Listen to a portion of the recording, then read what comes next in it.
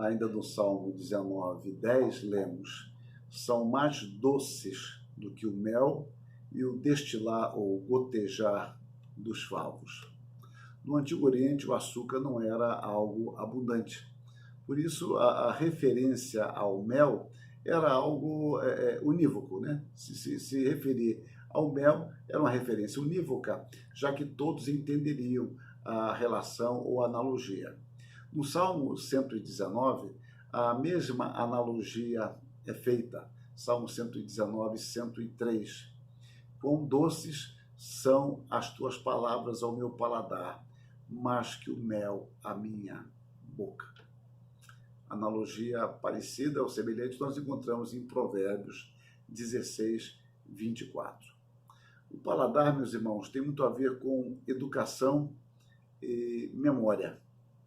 Em geral, gostamos de alimentos que estão associados à nossa educação. Nós fomos criados comendo aquela considerada agora iguaria, embora na época não fosse. Isso traz a questão da memória. Um alimento, um lugar, um aroma. Enquanto eu gravo esses vídeos, eu estou esses dias aqui em Belo Horizonte, então aqui eu tenho uma relação diferente com a cidade que minha esposa tem. Minha esposa foi nascida e criada aqui. E eu morei aqui meus 5 primeiros anos de ministério. Então, há lugares, há o café no centro da cidade, o Café Nice, que é o que sobrevive, que aquele tipo de café eu não tomaria em outro lugar, mas aqui eu tomo, porque me lembra meu início de ministério e companhia quase que invariável do reverendo Alceu Davi Cunha. Conversávamos, então isso lembra a juventude, o aroma do café é diferente. Até a fichinha vermelha que é dada quando você paga o café, ela nos traz recordações. Então, com todos esses elementos de memória, lugar, aroma, nós vamos agregando fatores desconhecidos ou irrelevantes ao estrangeiro deste universo repleto de símbolos. Então, nós agregamos esses valores que eles são estranhos para quem estão conosco, mas que não vivenciaram isso. Devido agora ao pecado, a palavra de Deus não soa mais agradável e doce ao nosso paladar. Então, observem, a comunhão com Deus, a palavra de Deus, era algo muito natural para o homem antes da queda. Após a queda, ela já não soa para o homem natural como algo prazeroso. Por isso, nós precisamos educar o nosso paladar espiritual para que aprendamos a nos agradar na palavra de Deus. Porque mesmo nós tendo nascido de novo, nós sofremos influências do pecado que nos cerca. O pecado que ainda habita em nós, mesmo não dominando a nossa vontade, o nosso querer, mas exerce poderosa influência. Então, nós precisamos ser educados. Para isso, nós necessitamos de meditar na palavra, ingeri-la e digeri-la com assiduidade. Meditar na palavra, praticá-la, crer nos seus ensinamentos. Somente assim poderemos aprender a sentir prazer na lei do Senhor, como é descrito pelo salmista, dizendo do homem bem-aventurado. Antes, o seu prazer está na lei do Senhor e na sua lei medita de dia e de noite. Observe que há um intercambiável aqui. O seu prazer está na lei do Senhor, por isso ele medita nela de dia e de noite. E porque ele medita nela de dia e de noite, ele encontra nessa palavra o seu prazer. A meditação, ela é centrada na palavra de Deus.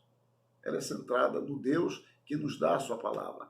Não é uma mera meditação mística, introspectiva, voltar-se para dentro de si mesmo, como se no seu coração você encontrasse as respostas, ou quem sabe uma meditação transcendental, mas com energia, uma força mal definida. A nossa meditação é centrada em Deus e dirigida por Deus.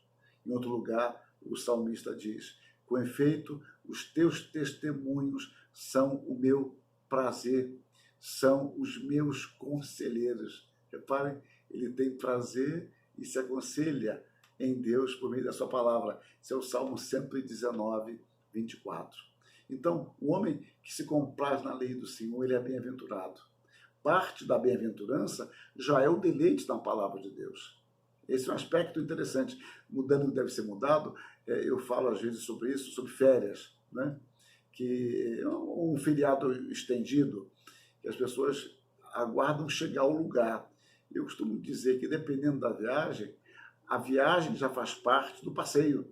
Não é só chegar ao lugar. Você pode já curtir, se alegrar com o percurso. Então, diríamos assim, a bem-aventurança já é o deleite na palavra. No Salmo 112, 1, lemos: Aleluia, bem-aventurado o homem que teme ao Senhor e se compraz dos seus mandamentos. Então, se comprazer nos mandamentos de Deus já é uma bem-aventurança. Por mais prazeroso que seja o estudo da palavra, o maravilhar-se com a majestade de Deus revelada e a sua instrução, nem sempre temos o discernimento correto na aplicação dessa lei absoluta às nossas necessidades. Ou seja, eu tenho prazer em meditar na lei de Deus, eu percebo a glória da lei de Deus como uma expressão de Deus, mas nem sempre eu tenho discernimento, eu tenho insistido nesse ponto, de como aplicar esta realidade à nossa vida. Daí, ou portanto, a oração do salmista: guia-me pela vereda dos teus mandamentos, pois nela me comprazo. Salmo 119, 35. Ou seja, eu me comprazo nos teus mandamentos, eu me comprazo na tua lei. Mas, Senhor, me guia por estas veredas. Eu tenho prazer, mas nem sempre eu tenho clareza. Então, meus irmãos, é preciso que cultivemos o hábito de ler a palavra e descobrir dentro de um processo de aprendizado o prazer em cumpri-la.